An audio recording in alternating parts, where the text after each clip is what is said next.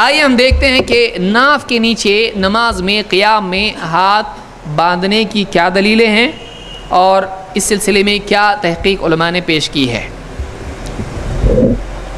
اصل میں یہ موضوع کتاب کا ہے، خطاب کا نہیں ہے، لیکن پھر بھی میں کوشش کر رہا ہوں اس کو کہ آپ کو سمجھ میں آ جائے۔ ایک روایت بیان کی جاتی جس کو امام ابو داؤد، امام احمد، امام الدارقطنی، بیہقی اور ابن ابی شیبہ نے اپنی کتاب المصنف میں ذکر کیا ہے۔ ایک روایت یہ ہے، کیا روایت ہے؟ ایک لمبی سند سے یہ روایت موجود ہے کہ ابو جحیفہ کہتے ہیں ان علی رضی اللہ عنہ قال من السنة وضع الكف على الكف في الصلاة تحت السرة۔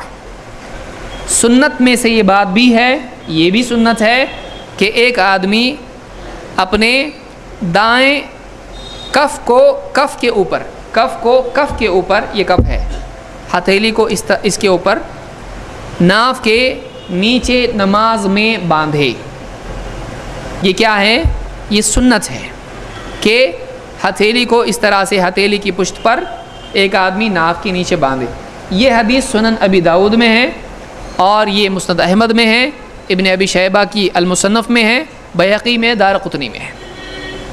بہت سارے لوگ بہت ساری کتابوں کے حوالے دیتے ہیں، روایت ایک ہی ہے، حوالے زیادہ ہو سکتے ہیں کسی حدیث کے۔ ایک حدیث بہت ساری کتابوں میں آتی ہے، لیکن اگر ایک ہی سند سے آتی ہے تو چاہے 50 کتابوں میں ہو، سند اگر ایک ہی ہو وہ ایک ہی حدیث ہے۔ اگر سند الگ ہوتی ہے تو اس کو الگ حدیث مانا جاتا ہے۔ تو حوالوں کی کثرت سے کوئی بات صحیح ثابت ہوتی ہے نہیں، اس کو یاد رکھیے۔ کیا یہ حدیث معتبر ہے؟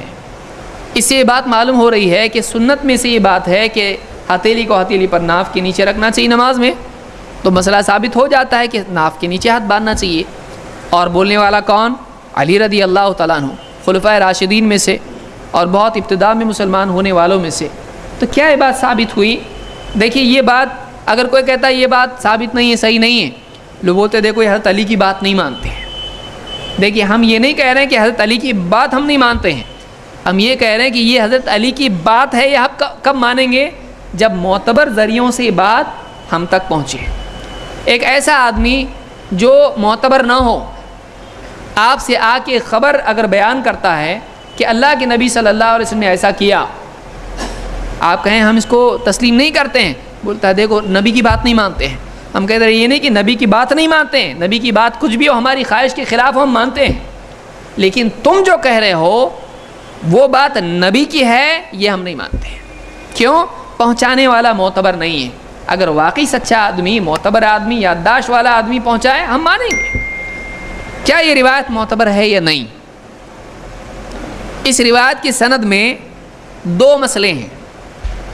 اس روایت کی سند میں پہنچانے والے دو لوگ ہیں جن کا پرابلم ہے۔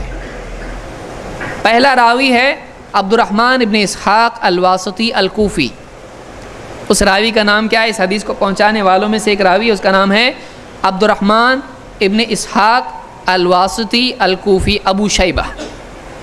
یہ راوی قابل اعتبار نہیں ہے، اور اس کے ناقابل اعتبار ہونے پر تمام محدثین کا اتفاق ہے۔ لوگ ہم سے کہتے ہیں آپ اجماع کو نہیں مانتے، اس راوی کے ضعیف ہونے پر سب کا اجماع ہے۔ کس کا؟ محدثین کا، اس فیلڈ کے ایکسپرٹس کا اجماع ہے کہ یہ راوی معتبر نہیں ہے، اور اس حدیث کا بھی یہی حال ہے۔ امام احمد ابن حنبل کہتے ہیں لیس بشیء، اس راوی کے بارے میں یہ بھروسے کے لائق ہے یا نہیں حدیث میں۔ امام احمد ابن حنبل کہتے ہیں لیس بشیء منکر الحدیث، یہ کوئی چیز نہیں ہے، اس کی کوئی حیثیت نہیں ہے، یہ منکر الحدیث ہے۔ بعض لوگ غلطی سے اس کو منکر الحدیث کہتے ہیں۔ منکر الحدیث محدثین نہیں کہتے ہیں۔ منکر الحدیث ہوتا حدیث کا انکار کرنے والا، تو حدیث پہنچاتا، حدیث بھی پہنچا رہا اور حدیث کا انکار بھی کر رہا، ایسا ہوتا نہیں۔ منکر الحدیث اس راوی کو کہتے ہیں جو معتبر روایتوں کے برخلاف روایت پیش کرتا ہو، جو ایسی ایسی روایتیں پیش کرتا ہو جو معتبر سے ٹکراتی ہوں۔ تو امام احمد ابن حنبل کہتے ہیں کہ یہ راوی، اس کی کوئی حیثیت نہیں حدیث کے میدان میں، اور یہ منکر الحدیث ہے۔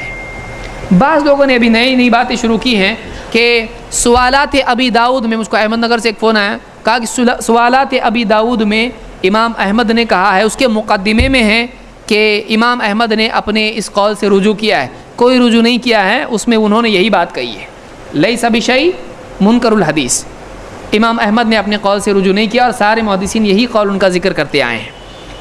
یحییٰ ابن معین کہتے ہیں ضعیف لیس بشیء، یہ راوی ضعیف ہے، یہ کچھ نہیں ہے، اس کی کوئی حیثیت نہیں ہے۔ ابو حاتم الرازی کہتے ہیں ضعیف الحدیث منکر الحدیث یکتب حدیثہ ولا یحتج بہ، یہ راوی ضعیف الحدیث ہے، حدیث میں ضعیف ہے، اور یہ منکر الحدیث ہے، اور اس کی حدیث لکھی جائے گی لیکن اس سے دلیل نہیں لی جا سکتی ہے، اس سے دلیل نہیں لی جا سکتی ہے۔ امام البخاری کہتے ہیں فیہ نظر، اس کا معاملہ تھوڑا سا قابل نظر ہے۔ امام البخاری کی یہ جرح، علماء کہتے ہیں کہ امام بخاری اگر کسی کے بارے میں فیہ نظر کہیں تو وہ راوی ان کے نزدیک بہت ضعیف ہوتا ہے، جس کی روایت سے دلیل لینا حلال نہیں ہے، یہ علماء نے بات کہی ہے۔ یہ تہذیب التہذیب میں علماء کے اقوال ہیں۔ امام النسائی اس کے بارے میں سنن النسائی میں حدیث نمبر 3099 پہ کہتے ہیں کہ لیس بثقہ، یہ ثقہ ہی نہیں ہے، یہ ثقہ ہی نہیں ہے، یعنی قابل اعتبار ہی نہیں ہے۔ امام البیہقی اپنی سنن میں، سنن الکبریٰ میں حدیث نمبر 2342 پر کہتے ہیں کہ وہ عبد الرحمن ابن اسحاق متروک، عبد الرحمن ابن اسحاق کیا ہے؟ متروک ہے، یعنی محدثین نے اس کو چھوڑ دیا، اس سے روایت نہیں لیتے ہیں۔ جو راوی متروک ہوتا ہے وہ سپورٹ میں بھی نہیں چلتا ہے، اس کی روایت لے کر کسی اور روایت سے سپورٹ لے کر اس کو آپ قابل اعتبار بنائیں، اس کی حدیث کو حسن بنائیں، نہیں ہوتا ہے ایسا، تو یہ راوی کیا ہے؟ متروک ہے۔ امام ابو داؤد نے خود اس روایت کو ذکر کرنے کے ساتھ میں ایک اور روایت ابو ہریرہ رضی اللہ عنہ کی ذکر کی جو آگے آئے گی، اور انہوں نے اس راوی کے بارے میں خود لکھا ہے، کہتے ہیں کہ سمعت احمد ابن حنبل، میں نے امام احمد ابن حنبل سے سنا، یضاعف عبد الرحمن ابن اسحاق الکوفی، وہ عبد الرحمن ابن اسحاق الکوفی کو ضعیف کہتے تھے۔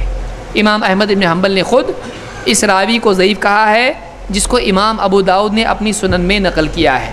سنن ابی داؤد میں قول امام ابو داؤد کا موجود ہے۔ اس میں ایک راوی نہیں، اور ایک راوی ہے جو ضعیف ہے۔